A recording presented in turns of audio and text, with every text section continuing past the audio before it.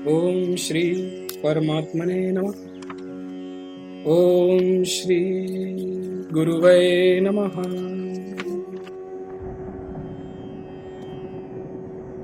रुद्र की छाया रूपिणी काल रात्रि के स्वरूप तथा तांडव नृत्य का वर्णन श्री वशिष्ठ जी कहते हैं, रघुनंदन, तदनंतर उस समय उस महाकाश में मैंने देखा भगवान रुद्र मत्स्य से होकर अकांड तांडव में प्रवृत्त हो रहे हैं। उनकी आकृति बहुत दूर तक फैली हुई है।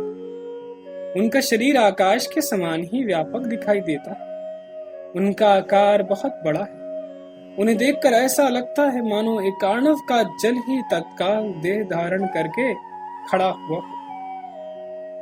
इसके बाद मुझे दिखाई दिया कि उनके शरीर से छाया सी निकल रही, जो तांडव नृत्य में उनका अनुकरण एवं अनुसरण करने वाली।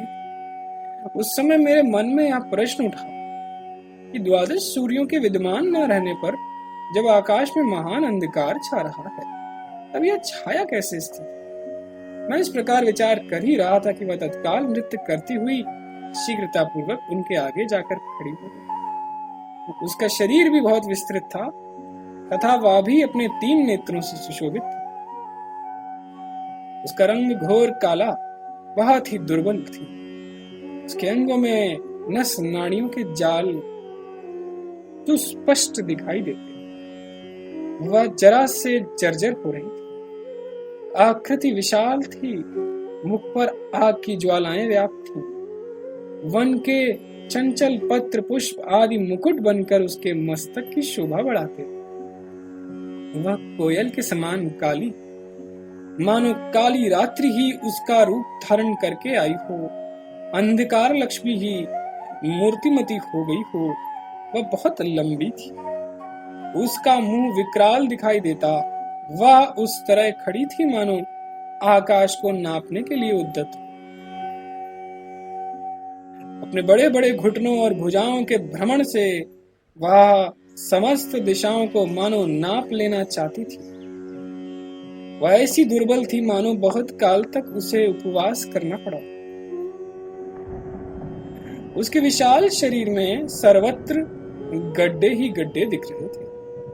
वह काजल की सी काली और मेघमाला की भांति वायु के वेग से चंचल जान पड़ती थी। जब वह बहुत बड़ी और दुर्बल होने के कारण खड़ी होने में भी असमर्थ हो गई, तब विधाता ने मानो उसे नस नाड़ियों की लंबी रस्सियों से बांध दिया, जिससे वह अच्छी तरह खड़ी रह सके। नस नाड़ियां और अंतड़ियों की रस्सियों द्वारा उसके सिर और हाथ पैर आदि सभी अंग इस तरह बंधे हुए दिखाई देते मानो मूल से लेकर शाखाओं के अग्रभाग तक सूतों से बंधी हुई कांटेदार वृक्ष की झाड़ी।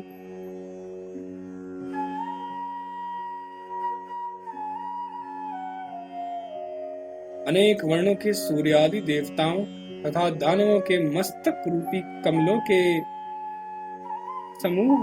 समूह की माला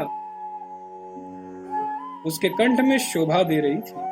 हवा से प्रज्वलित तथा निर्मल प्रभा से पूर्ण अग्नि की ज्वाला ही उसके लिए आंच।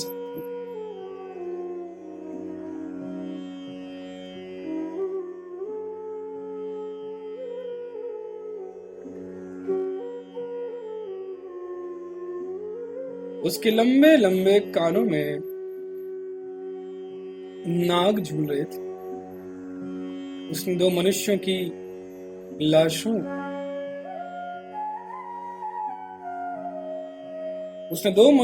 लाशों को कुंडल के रूप में धारण कर रखा था। जैसे सूखी लौकी की लता में 2 बड़ी बड़ी फल लटक रहे हैं, उसी प्रकार छाती में कुछ कुछ हिलते हुए काले रंग के 2 स्तन दिखाई देते। बहुत बड़े होने के कारण जांग तक लटक रहे थे। उसके शरीर को देखकर मैंने यह अनुमान कर लिया कि यह वही कालरात्रि है। इसके विषय में साधु पुरुषों ने यह निर्णय किया है कि ये भगवती काली है।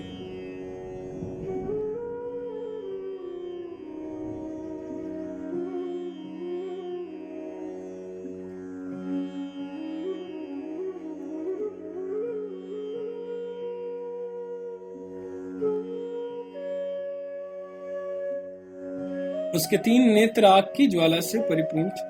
ललाट प्रांत इंद्रनील मणि के समान चमक रहा। उसकी दोनों ठोड़ियां गहरी होने के कारण भयंकर जान पड़ती थी। वात स्कंद प्रभव आदि वायु रूपी तागों में पिरोई हुई तरावलियां उसके कंठ देश में मुक्ताहार का काम दे रही। वह वर्षा करने वाली कल्पांत काल के मेघों की भांति शोभा पाने वाली भ्रमणशील भुजाओं द्वारा संपूर्ण दिग्मंडल को व्याप्त करके खड़ी थी। वे भुजाएं अपनी नखों की कांति बिखेर रही थी। हिमालय और सुमेरु पर्वत उसके दोनों कानों में चांदी और सोने की बालियां बनकर शोभा बढ़ा रहे थे। ब्रह्मांड रूपी घुंघरुओं से बनी हुई विशाल माला उसके कटिभाग में करधनी का काम दे रही थी। शिखर वन और नगर रूपी पुष्प वृक्षों से युक्त तथा पुराने नगर वन और द्वीप और ग्राम रूपी कोमल पल्लवों से अलंकृत 7 कुल पर्वत उस भगवती काली के गले की पुष्पमालाएं बने हुए थे। श्री राम उस देवी के अंगों में मैंने पुर नगर ऋतु तीनों लोक मास तथा दिन रात रूपी फूलों की मालाएं देखी।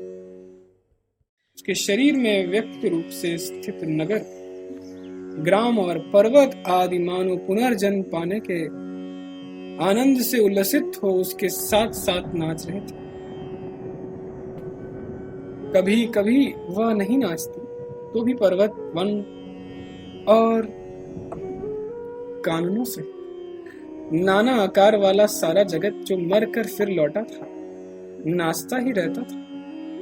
वह काल रात्रि जब चतुराई के साथ नृत्य करने लगती तब चंद्रमा सूर्य दिन और रात उसके नखाग्र भाग की रेखाओं के भीतर विद्यमान प्रभा में मिलकर घूमते हुए सुवर्ण के सूत्र के समान दीर्घाकार प्रतीत होते। जब भगवती काल रात्रि का तांडव नृत्य होने लगता तब इंद्र आदि देवता और असुर अपनी अपनी अधिकार प्रवृत्ति से और बनकर वायु से उड़ाए गए मच्छरों के समान अथवा अस्थिर विद्युत के समान आते जाते दिखाई देते थे।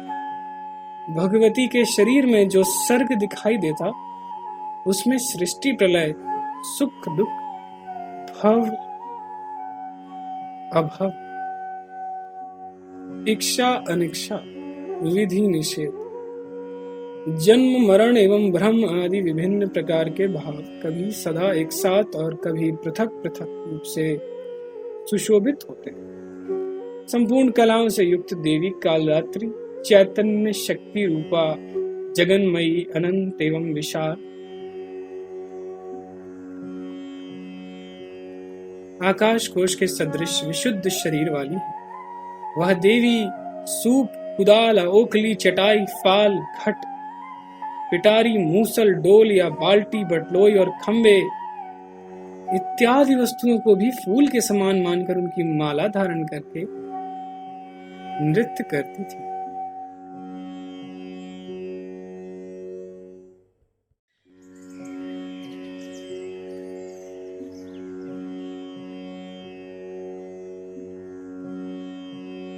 श्री रुद्रदेव भगवान की जय हो।